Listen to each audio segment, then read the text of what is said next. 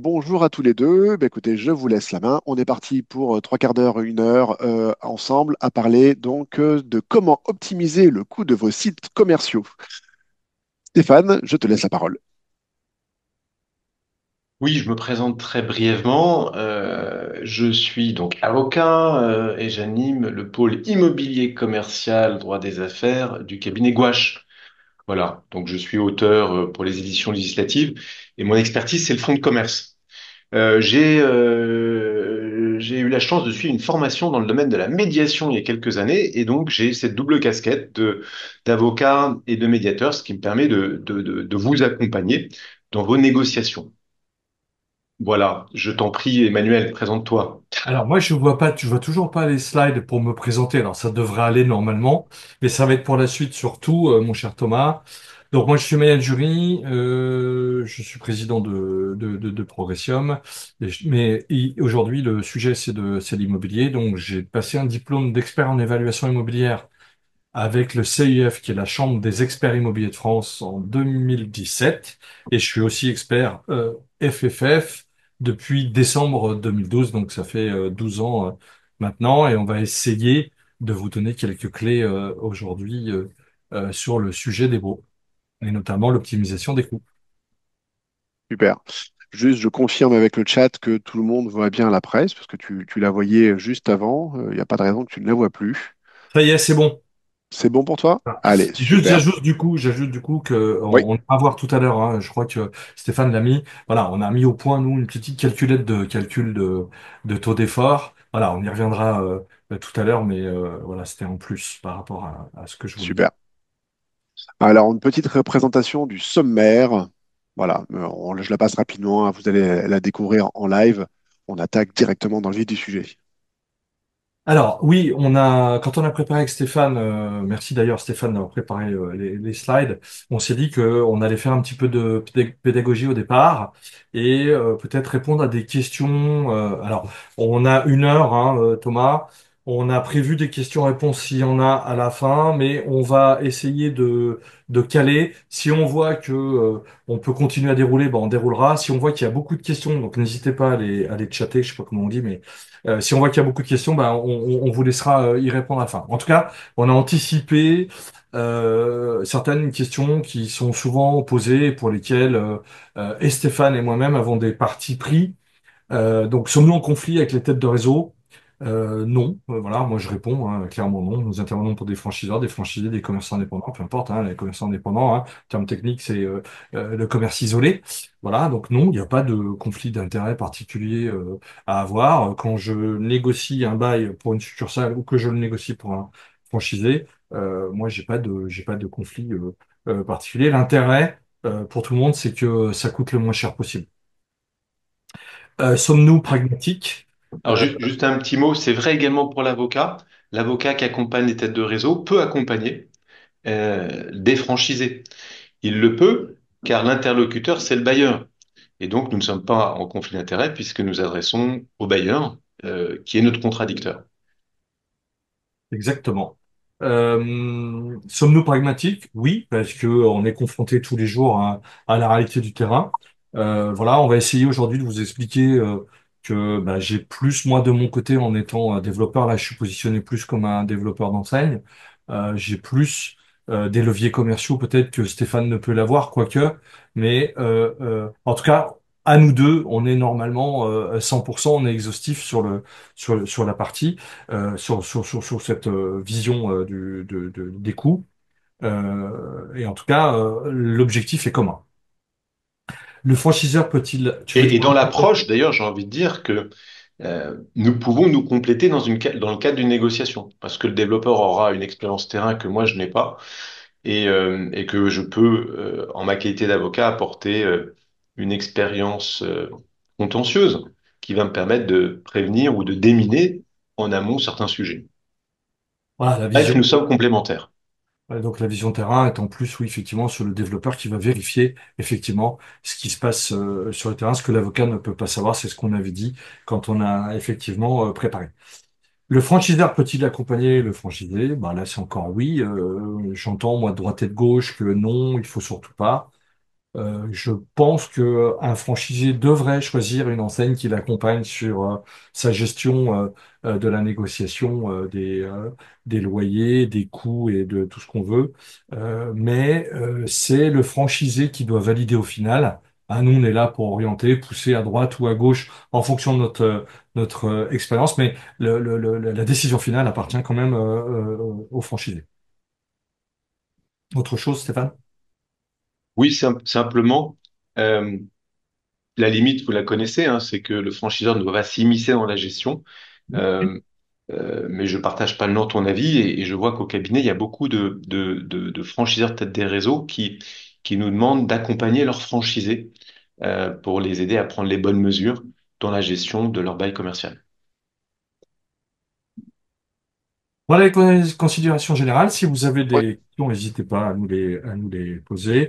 Là, on va travailler. Donc, il y a plusieurs sujets hein, sur l'optimisation des coûts. Il y a beaucoup de demandes hein, sur les LOI d'une manière générale. Donc, moi, je vais essayer de vous expliquer d'une manière, à ma manière, comment je l'appréhende. D'ailleurs, vous aurez un exemple tout à l'heure de LOI dans une slide pour qu'on puisse la commenter ensemble. Et puis, Stéphane, bien sûr, donnera son avis. Son avis. Alors, sur comment vérifier si l'OI annoncé correspond au juste prix. Alors, c'est là où on va être un petit peu différent. Euh, Bien sûr, on a un moyen, avec la méthode générale de pondération, de comparer, je dirais, des locaux miroirs pour des rangs, bien sûr, pour voir un petit peu la valeur locative de l'emplacement. Mais le parti pris du développeur que je suis est plutôt de me fier au modèle économique. C'est-à-dire si le modèle économique est capable, quel montant de loyer chargé, c'est-à-dire le taux d'effort, le modèle économique peut-il supporter?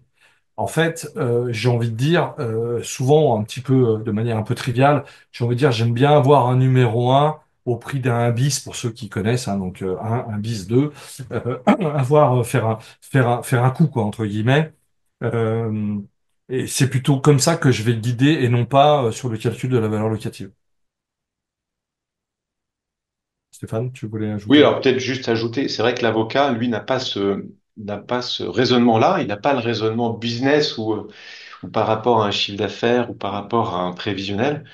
Lui, enfin, l'avocat que je suis va plutôt raisonner par rapport à la valeur locative marché ou la valeur locative du code de commerce, celle qui est définie par le statut des baux commerciaux. Hein, donc, à ce stade-là, la plus-value de l'avocat, elle n'est pas extraordinaire, puisque le rôle de l'avocat, c'est surtout de vous aider à raisonner par rapport à la valeur locative code de commerce que je présenterai un petit peu plus tard dans les slides.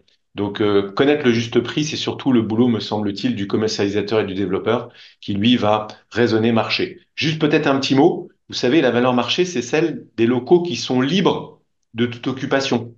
La valeur locative code de commerce, c'est valeur de locaux qui sont occupés. Alors voilà peut-être la petite différence qu'il fallait aussi peut-être rappeler en introduction et sur laquelle je reviendrai plus tard. Ouais, je crois qu'on en reparle effectivement. Est-il opportun de mentionner la question de l'indexation? Oui, bien sûr. On a eu un ILC l'année dernière qui était à plus de 6%. Effectivement, nous, on a coutume d'essayer de le caper. Alors, il y a eu, tout le monde, enfin, qui suivent un petit peu les actualités, il y a eu le blocage à 3,5. Nous, on continue à le proposer, on y reviendra tout à l'heure. Après, c'est pas évident de le faire passer, ça c'est un autre problème.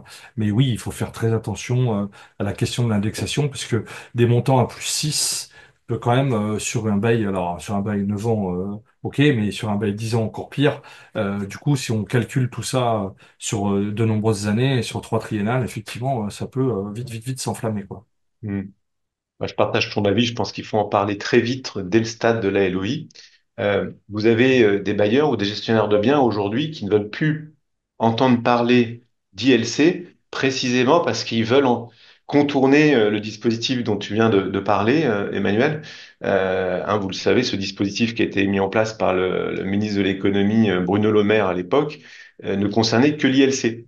Et donc, les bailleurs tentent d'imposer l'ICC lors des renouvellements pour contourner un éventuel plafonnement. Et puis vous savez peut-être aussi la loi de simplification économique qui a été votée par le Sénat en octobre et qui pourrait l'être euh, si nos députés se remettent au travail, je crois qu'ils vont le faire rapidement, évoque la possibilité de mettre en place un tunnel. Et donc, la question d'indexation va reprendre enfin, aura vraiment de l'intérêt là dans les semaines ou dans les mois qui viennent, sous l'angle de la clause tunnel, hein, qui est une clause d'indexation avec un plafond et un plancher. Donc oui, effectivement, il y a tous ces sujets.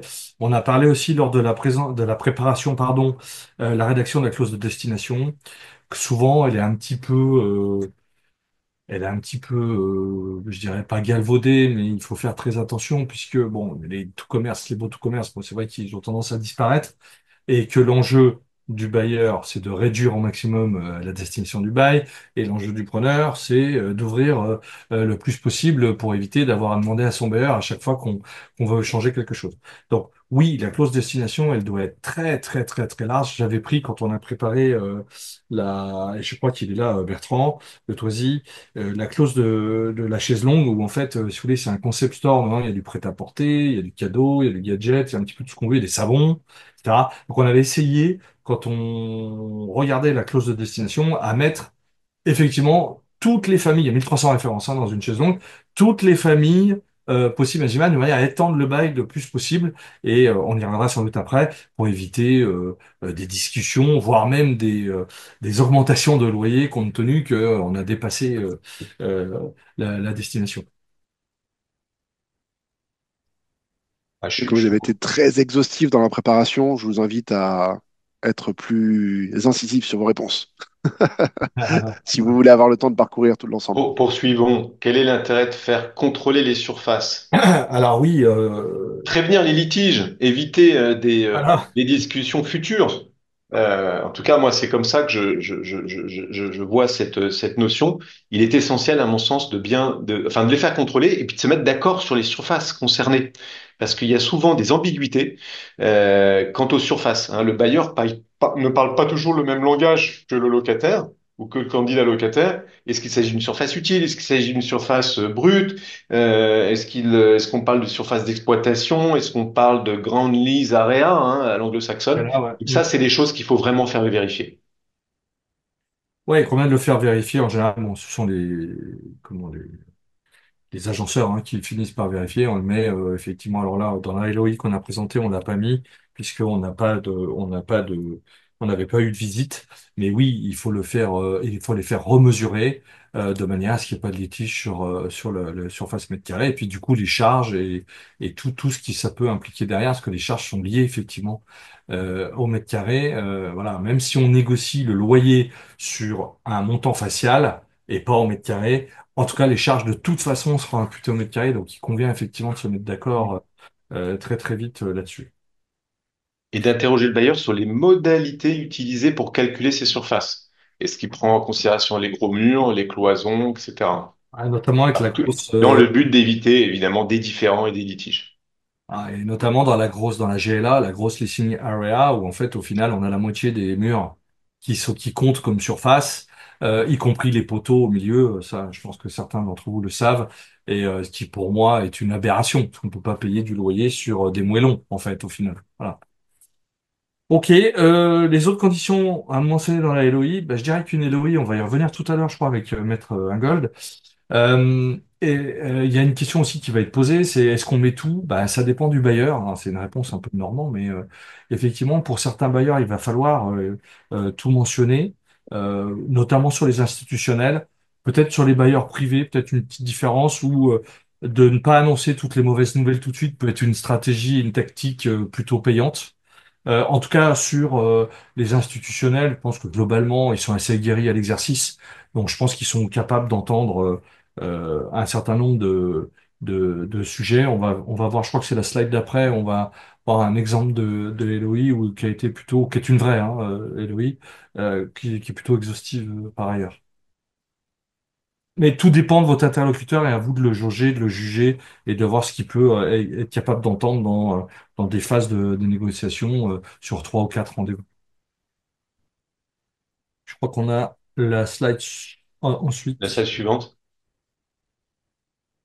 Faut-il prévoir des conditions suspensives? Cher maître, Oui, évidemment. évidemment, hein. Généralement, vous êtes dans une relation commerciale à ce stade-là. Vous négociez les conditions essentielles, à savoir les conditions financières, mais vous prenez votre décision sans avoir visité les locaux et sans avoir réalisé un audit avec votre maître d'œuvre ou votre bureau d'études préféré. Et donc, il est préférable dans une telle situation, eh bien, de conditionner votre accord à une visite technique, voire à une visite comptable. Euh, et ceci devient de plus en plus important compte tenu des dispositions éco-énergie tertiaire ou des dispositifs du décret tertiaire qui vous obligent en tant que preneur, au même titre que le bailleur, à répondre à des obligations en termes de performance énergétique. Et donc, toutes ces notions-là, vous ne pouvez pas les maîtriser lorsque vous négociez les conditions financières. Et donc, de façon générale, il est préférable de conditionner votre accord à un audit technique, Tout à fait. notamment, hein. Tout à fait. Les D'autres conditions. conditions suspensives peuvent bien entendu être évoquées dans une LOI. Voilà, donc on verra encore une fois le, le sujet tout à l'heure avec quelque chose de De concret. concret, Un le délai doit délai, être. bah oui, le délai, il est préférable. Alors, toi, tu mets des délais dans tes LOI, Emmanuel, ou pas? Tu aimes bien contraindre Ah, ton bailleur dans un certain calendrier? alors, en fait, souvent, quand on ouvre, par exemple, tu vois, des concepts, là, tout à l'heure, on va voir un Eloïd dans le chocolat, donc il faut que j'ouvre avant, évidemment, Pâques. Donc oui, dans certains cas, comme je l'ai dit tout à l'heure, je vais pas forcément annoncer de date spécifique pour éviter de tendre le bailleur. Là, par exemple, je suis en train de faire des négociations sur Tonon, où ce sont des bailleurs privés. Et pour l'instant, j'ai pas mis des dates, j'ai flouté un peu le truc pour éviter d'annoncer toutes les mauvaises nouvelles d'un coup, comme je le disais, et pour laisser un petit peu le, le, le, le libre arbitre ou peut-être que le vendeur ou le futur bailleur puisse prendre la main. Après, il y a aussi d'autres notions. Quand je rachète des droits tobaux ou autres, s'il y a du stock, de l'exploitant actuel, effectivement, là, par contre, je suis obligé de donner des délais, puisque est-ce qu'il va racheter des collections, pas racheter des collections, donc il faut qu'il sache à quel moment il pourra lâcher, entre guillemets, son emplacement. Là, je suis obligé de le faire. Si je suis pas obligé, je vais essayer le plus possible de me laisser un champ de marge là-dessus pour éviter de me retrouver coincé et de faire casser le deal parce que je suis incapable de respecter les délais. Et puis aussi, il y a une chose que je maîtrise pas, moi, c'est les autorisations de travaux des mairies, etc. S'il y a des mairies comme Valence, par exemple, C'est ce que j'allais dire, c'est que moi, j'ai pas l'aspect commercial en tête, mais quand je relis le projet d'Eloï, c'est souvent ce que je dis aux clients. Euh, le délai par rapport aux conditions suspensives dont nous venons de parler, quid des autorisations d'urbanisme, etc. Donc, on essaye de cadrer pour pas que le projet ne prenne du retard et que le calendrier soit respecté en termes de business et d'ouverture au public. Moi, c'est plutôt comme ça que je vais l'apprécier, moi, le délai. Mais en fait, c'est pas voilà. indispensable. C'est pas ça qui va rendre la LOI sans teneur ou sans substance si le délai n'est pas indiqué. Donc la LOI doit-elle être exhaustive? Bah, on a déjà répondu tout à l'heure, en fait. Alors, quand on a préparé, on a parlé de posture et de lien juridique. En fait, la posture, ce dont on a parlé avec Thomas et Maître Ingold, en fait, la posture, c'est de dire que c'est un process, en fait, une négociation, et de dire, ben, surtout ne pas penser à l'issue, c'est-à-dire il me faut absolument ce local, par exemple. Je pense que ça, c'est quelque chose qui fonctionne pas. Par contre, si vous respectez vos process, hein, c'est 3 ou 4 allers-retours, en gros, la négociation d'un bail, et sans compromis sur le coût. Hein, là-dessus, moi, j'insiste. Si, je vous donne un exemple, moi, le loyer acceptable, c'est 50 000 et que le bailleur me dit je ferai pas en dessous de 60, eh ben, je passe mon chemin. C'est ça la posture. Tant pis, il est top. C'est sans doute un premium. Sans doute, il les vaut, par ailleurs. Mais moi, mon modèle économique, il passe pas. Donc, ben, voilà, ma posture, c'est de dire, bah, non, j'abandonne parce que, malgré toutes les qualités, du local, je ne pourrais pas me le payer. Voilà, tout simplement. Et après, il y a le lien juridique dont va parler Stéphane. Toutes les lettres d'intention ne créent pas des engagements. Et de façon générale, d'ailleurs, les lettres, euh, les lettres d'intention expriment simplement un intérêt pour un projet.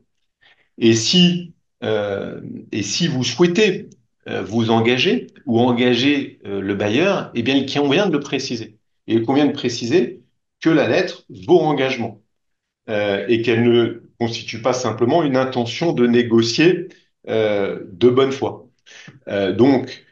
Toutes les lettres d'intention ne sont pas binding, comme disent les anglo-saxons. Elles peuvent l'être si la rédaction le précise. Et de la même façon, hein, si vous ne souhaitez pas vous engager dans un lien juridique fort, il convient de l'exprimer et de prendre des précautions juridique, rédactionnelle, pardon, à cette fin. Et donc, ça me permet de répondre aussi à la dernière question. Quel est mon risque? Quel est Oui, votre risque si vous ne respectez pas les termes de la LOI? Eh bien, ces risques dépendront de la façon dont vous l'avez rédigé. Si vous avez prévu une clause de confidentialité, et de façon générale, moi, je vous invite à prévoir une telle clause et que celle-ci n'est pas respectée, eh bien, vous êtes susceptible de voir votre responsabilité engagée, parce que, évidemment, si vous ne respectez pas cette clause, eh bien, vous causeriez un préjudice à votre co-contractant et vous seriez tenu de l'indemniser. Si dans le cadre de la LOI, vous engagez à respecter une clause de confidentialité ou d'exclusivité. Et ben, de la même façon, si vous ne respectez pas l'exclusivité, vous pourriez voir votre responsabilité engagée. Si vous rompez des pourparlers et que vous décidez de ne pas respecter la LOI ou de ne pas la suivre, votre responsabilité ne sera pas engagée si vous avez pris des précautions rédactionnelles. Et de façon générale, ce que je recommande, c'est de préciser dans votre LOI la façon dont sera traitée la rupture de cette LOI. Si vous l'avez organisé en disant que les parties retrouveront leur liberté sans qu'aucune sanction ne puisse être prononcée, eh bien, votre responsabilité ne sera pas engagée et vous retrouverez votre liberté sans être sanctionné. Voilà, donc autrement dit, tout l'enjeu pour vous dans une LOI, c'est de trouver un équilibre entre vos impératifs commerciaux dont Emmanuel vous a parlé et les précautions rédactionnelles pour ne pas vous voir engagé au-delà de l'intérêt que vous portez au projet. parfait. Donc, je crois qu'on a l'exemple de Héloïse juste après. Ah, j'ai vu qu'il y avait des questions déjà, Thomas. Il y avait pas Ouais, mais mal. on y répond à la fin. Ouais, ouais, tout à fait. Mais j'ai vu qu'il y en avait quelques-unes, il y en a trois ou quatre là déjà. Yes. Donc, j'ai pris une vraie, hein, Héloïse, dans un retail park. Donc, c'est du chocolat, hein, comme l'activité l'indique. Donc voilà. Donc ici, ce qu'il faut bien remarquer, donc alors c'est pas moi qui l'ai écrite, mais ça fait rien, j'ai participé, donc c'est pas grave, je vais dire j'ai, hein, voilà. Les conditions générales, donc c'est un bail classique, hein, 369. J'ai pas d'indexation de un blocage de 6 ans, hein, donc ça, juste un petit mot là-dessus. En général, avec les franchisés, je refuse assez systématiquement, sauf si le loyer est très très bas. Dans ces cas-là, oui, on peut envisager ce 6 ans ferme, comme on dit vulgairement, mais pas dans d'autres cas. Sur l'activité, vous voyez, on a vente de chocolat et à titre accessoire toute activité connexe de vente. Donc, on a rajouté macarons, crêpes, glaces, thé, épicerie sucrée, salée, boissons fraîches et chaudes à consommer sur place et à emporter. Donc, ce que je disais tout à l'heure, on a largement étendu la destination du bail, puisque j'ai besoin, moi, demain, je sais pas, hein, cette enseigne, ce qu'ils vont inventer comme nouveau concept. Donc, je suis obligé de l'anticiper pour pouvoir avoir majoritairement l'enjeu, hein, c'est du chiffre d'affaires au total. Hein. Voilà. Donc, possibilité d'installer une terrasse. Donc, j'ai besoin d'une terrasse sur ce retail park. Aujourd'hui, j'ai encore pas la réponse ferme et définitive du bailleur. C'est un petit trottoir. Voilà. Mais sans terrasse pour vendre de la glace, ça va être compliqué, surtout qu'on est là dans le département 33 pour ceux qui connaissent. La thèse de Buch, c'est Arcachon, en fait. C'est le bassin d'Arcachon. La signature du bail, bah, j'ai mis à déterminer parce que là, comme disait Maître Ingol tout à l'heure, je me laisse un petit peu de champ pour savoir à quel moment on va signer le bail. La prise de possession, bah, je préférerais, si c'est possible, l'ouvrir pour Pâques. C'est quand même un petit peu plus souhaitable, sachant que dans ce secteur d'activité, voilà, donc le développeur, il doit bien connaître aussi, hein, c'est son modèle. Moi, il se trouve que j'en ai 40, donc je suis obligé de connaître les 40. Mais voilà, si j'ouvre pas pour Pâques, je vais me couper de 40% du business, donc c'est pas possible. Exclusivité sur l'activité. Alors là, j'avais fait rajouter ça. Si vous voulez, c'est un retail park qui va s'agrandir. Donc mon sujet, c'est-à-dire il y a beaucoup de textiles évidemment dans ce retail park, mais pour l'instant il n'y aura qu'un seul chocolatier et je souhaite que ça reste comme ça. Pourquoi? Parce que bah, tout simplement on a un prévisionnel qui a été fait par une société de géomarketing euh, ce prévisionnel, j'entends qu'il soit respecté. Et si je viens ajouter un compétiteur, bah, il est à peu près certain que je vais, non pas, peut-être pas diviser le chiffre d'affaires en deux, mais en tout cas, le casser, quoi, le couper. Donc, moi, je veux pas ni sur le retail park actuel, ni sur les éventuelles extensions, et il y en a une qui est prévue par ailleurs, qu'il y ait d'autres activités sur le sujet d'autres concurrents, pardon, sur le sujet chocolatier, etc. Sur les conditions économiques, donc là, on a un loyer à 63 000 faciales. À savoir pour votre parfaite information, c'est qu'il est inférieur au loyer qui était avant du textile. Hein. D'ailleurs, c'était un dépôt de bilan, donc j'ai expliqué au bailleur que effectivement le dépôt de bilan faisait que et sans doute le loyer était trop élevé, donc ce qu'il a entendu, avec une année à 1,55, voilà, pour essayer de démarrer les affaires, hein, ce qu'on appelle les loyers par palier que tout le monde connaît. Le paiement du loyer, on n'a pas obtenu autre chose que de le faire par trimestriel et d'avance.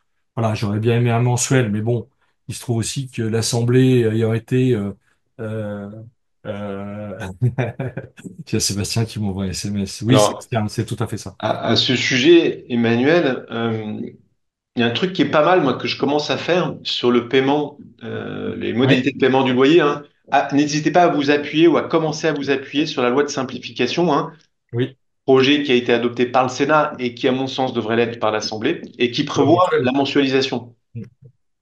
N'hésitez pas à anticiper cette loi qui est dans les tuyaux. Je vous ai parlé de la clause tunnel un peu plus tôt.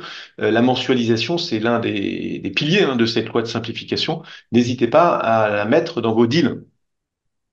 Oui, effectivement. Alors, en principe, j'essaye de la voir. Là, je l'ai pas obtenue, mais systématiquement, je la demande parce que, en fait, ce qu'il faut bien comprendre aussi sur la négo, c'est que nous négocions toujours avec un principe simple qui s'appelle le call mail call, c'est-à-dire nous parlons à notre interlocuteur, c'est-à-dire le bailleur, on se met d'accord verbalement, on écrit et on se reparle systématiquement. Donc, quand j'ai fait ma LOI, j'ai déjà parlé au bailleur.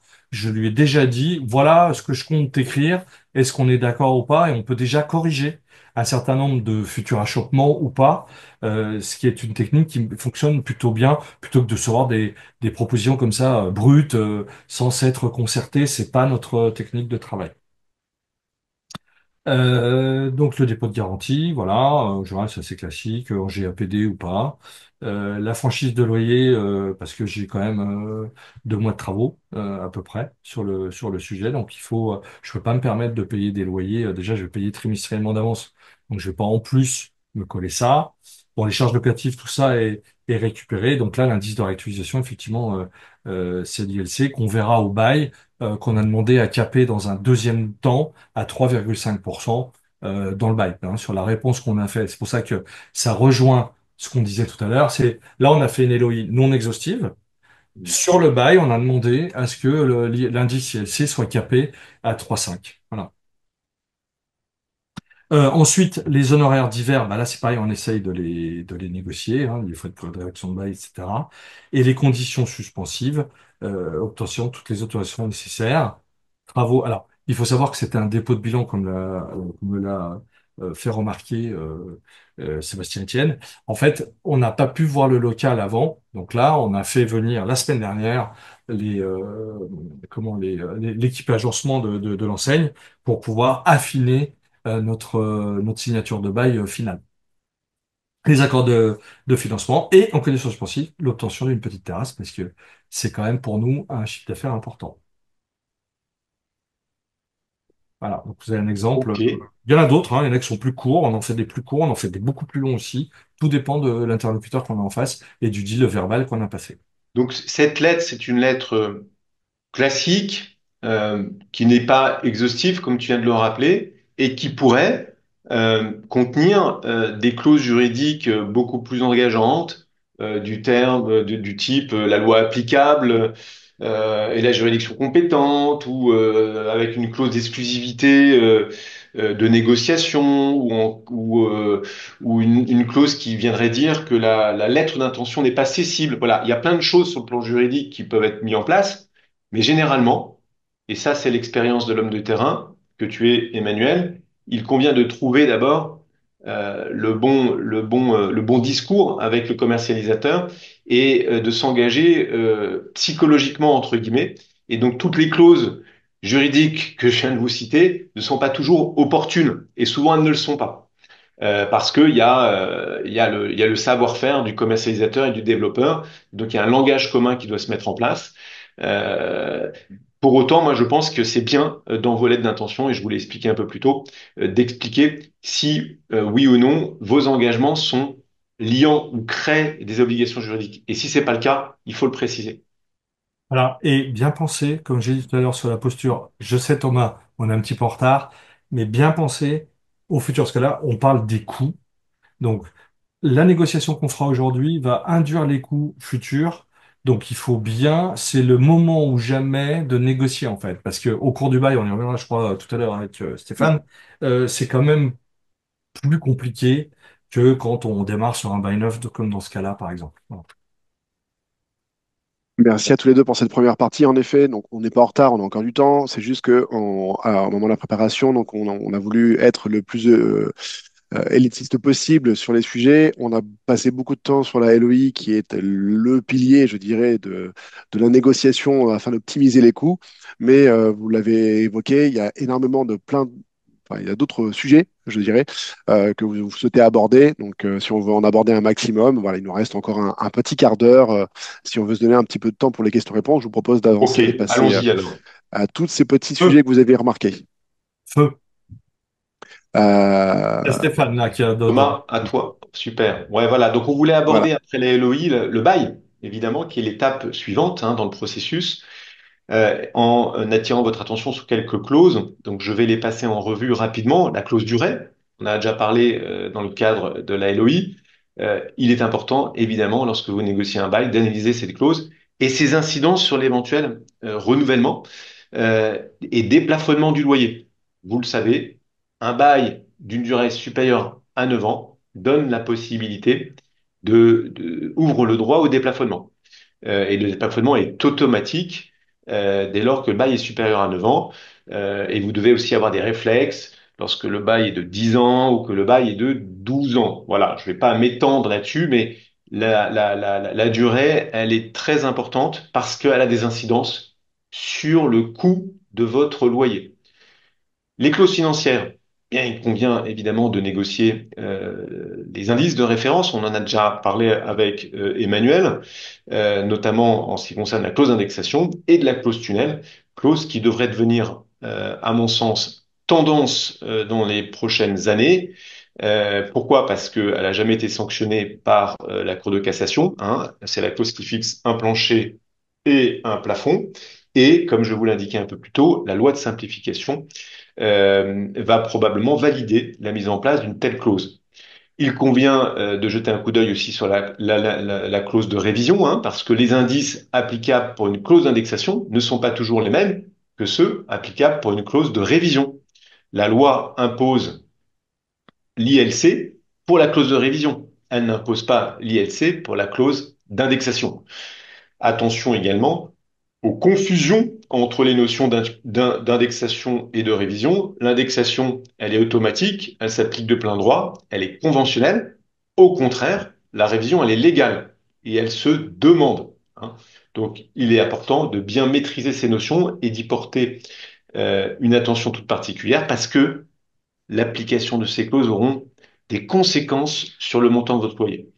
La clause loyer, évidemment, doit être regardée avec attention.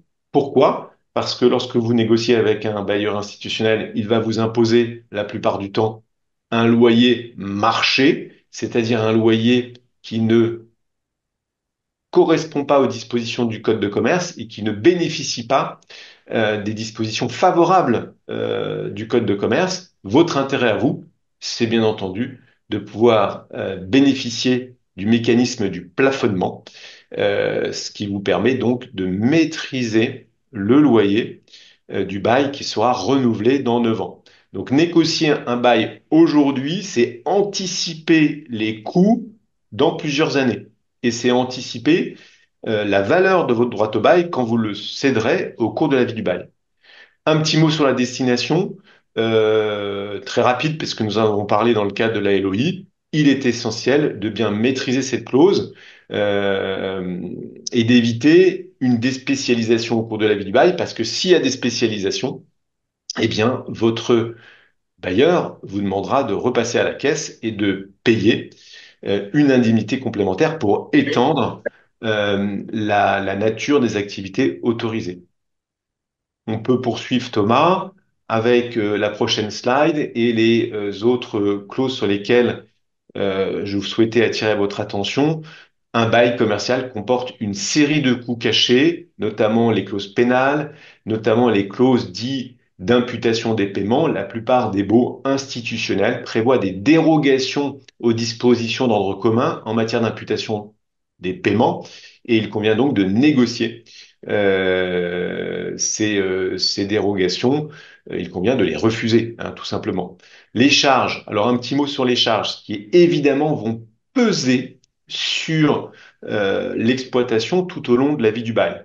C'est très compliqué aujourd'hui d'avoir une maîtrise parfaite du montant des charges qui sera refacturé tout au long de la vie du bail.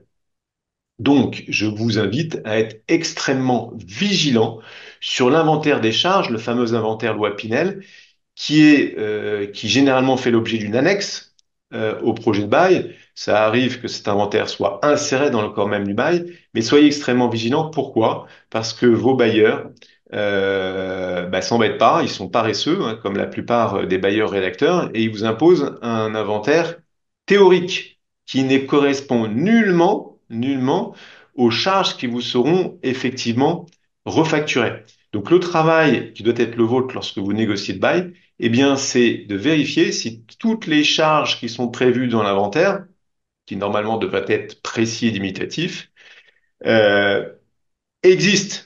Est-ce qu'elles correspondent à la réalité des lieux? Donc, la meilleure façon de négocier cet inventaire, c'est d'exiger de votre bailleur qu'il vous communique les dernières régularisations des charges.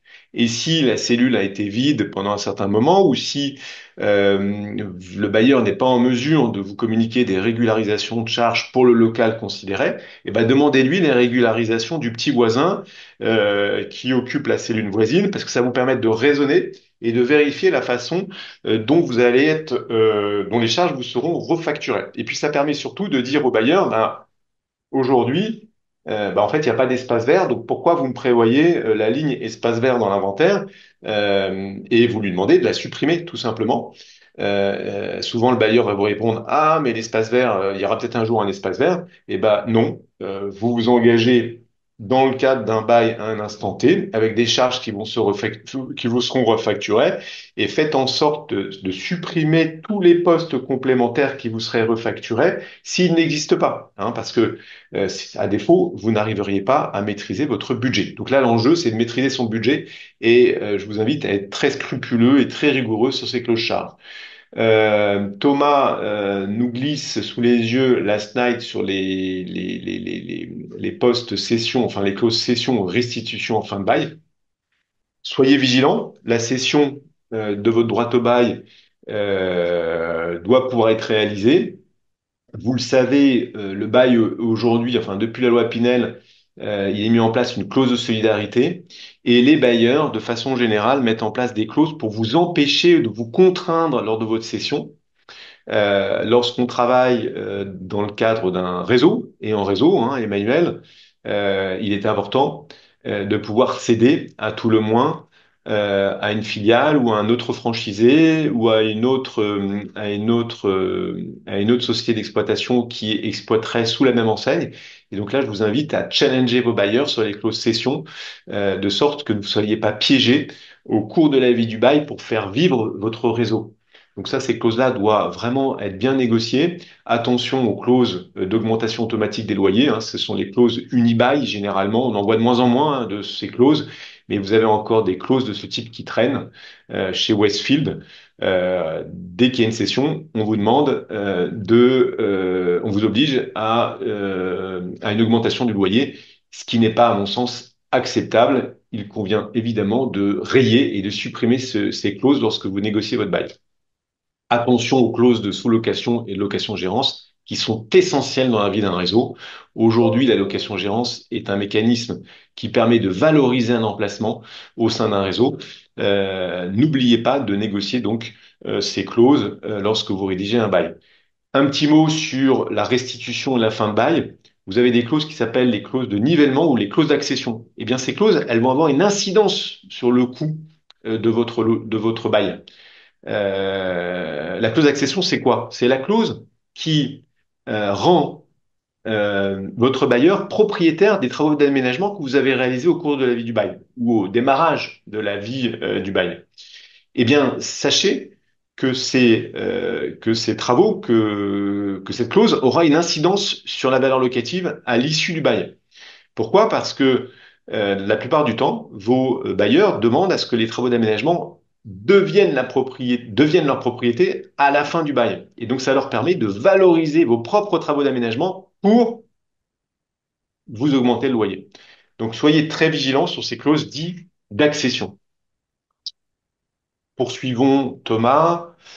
Voilà. Alors, on voulait passer à la troisième étape lorsqu'on a préparé donc ce webinaire, on voulait aussi faire un focus sur les bonnes pratiques et les bons réflexes à adopter au cours de la vie du bail, une fois donc que le bail est scellé. Parce que, et vous le savez peut-être pas, vous avez des fenêtres de tir qui vont vous permettre de challenger votre bailleur et d'obtenir des loyers à la baisse. Petit rappel, donc, la valeur locative au sens du statut des baux commerciaux, c'est une valeur locative qui est strictement encadrée et vous avez sa définition sous les yeux. Cette valeur locative, elle va dépendre des caractéristiques des locaux, elle va dépendre de la destination des lieux, des obligations des parties, des facteurs locaux de commercialité. Donc, c'est une valeur locative qui est encadrée. Thomas, tu peux avancer. Et elle est encadrée et elle est fixée par les dispositions du Code de commerce qui vont tenir compte des obligations des parties. Hein, c'est ce que nous dit l'article R145.8. Donc, comprenez bien que la négociation du développeur lors de la LOI et de l'avocat lors de la conclusion du bail sont très importants parce que ça aura des conséquences sur la valeur de votre emplacement, notamment lors de la détermination de la valeur locative, lors de la vie du bail ou à son expiration au moment du renouvellement. On peut avancer. Donc la valeur locative du statut des baux commerciaux, elle est encadrée par la loi, encadrée par la charte de l'expertise et La MGP, elle est applicable dans un certain nombre de configurations. Tu voulais dire un mot, Emmanuel, peut-être à ce et là, sujet? c'est typiquement ce qu'on appelle la MGP, hein, la méthode générale de pondération, hein, qui va pondérer. Bon, ça marche surtout en centre-ville, hein, puisque en fait, sur les centres commerciaux et sur les retail parks, c'est plutôt que F1, on va dire, pour l'ensemble de la surface. En revanche, effectivement, il y a une pondération de 5 mètres en 5 mètres sur la partie plutôt centre-ville. Les angles aussi offrent une plus-value, hein, entre 10 et 30% de plus, un angle dans le bon sens, hein, évidemment. Voilà, donc je vous invite à regarder cette méthode de la MGB qu'on utilise nous, hein, puisque dans la charte de l'expertise immobilière, ce que j'ai dit tout à l'heure, moi je l'utilise euh, juste pour faire les avis de valeur, puisque effectivement il y a plusieurs degrés, hein, dans l'expertise. Nous, on l'utilise juste pour pouvoir négocier avec nos franchisés, en fait, et les succursalistes, évidemment, avec qui on ouvre. On l'utilise pas pour faire un avis spécifique et facturé. On l'utilise pour vous donner de la plus-value. Et c'est très intéressant parce que ça permet de comparer, mettons, trois locaux avec des surfaces différentes, des pondérations différentes, ce qui permet qu'au final, on se rend compte qu'il y en a un qui paraissait cher parce qu'il a un gros droit au bail, mais comme il a un petit loyer, au final, c'est celui-là qu'il faudrait plus prendre, même si ça demande plus de fonds. Voilà, c'est super intéressant à faire. Je vous invite à taper sur Internet la méthode générale de pondération MGP, qui est extrêmement intéressant, sur lesquels nous on a animé des formations aussi dans les cabinets Michel Simon, juste pour et c'était intéressant de voir que les gens connaissaient très, très mal cette cette technique. Voilà pour la MGP. Voilà, Juste, messieurs, alors, juste pour poursuivre sur la valeur locative du statut, sachez que cette valeur qui est protectrice de vos intérêts ne s'applique pas dans les centres commerciaux. Pourquoi? Parce que dans les centres commerciaux, vos bailleurs appliquent des loyers binaires. Vous savez, les loyers binaires, c'est les loyers à double composante, avec un loyer de base et un loyer sur le variable. Et donc, lorsque vous êtes dans un centre commercial, eh bien, le loyer euh, n'est plus fixé selon la valeur locative du code de commerce, il est fixé au marché. J'attire votre attention néanmoins sur une décision qui a été rendue récemment et qui est très importante, et qui est un bouleversement en matière de révision légale, puisque la Cour de cassation est venue préciser qu'il est possible, en présence d'un loyer binaire, de faire fixer son loyer, de faire réviser à la baisse son loyer. Autrement dit, dans ce cas de figure, il a été retenu par la Cour de cassation la possibilité d'aller chercher euh, un loyer à la baisse en appliquant le statut des baux commerciaux.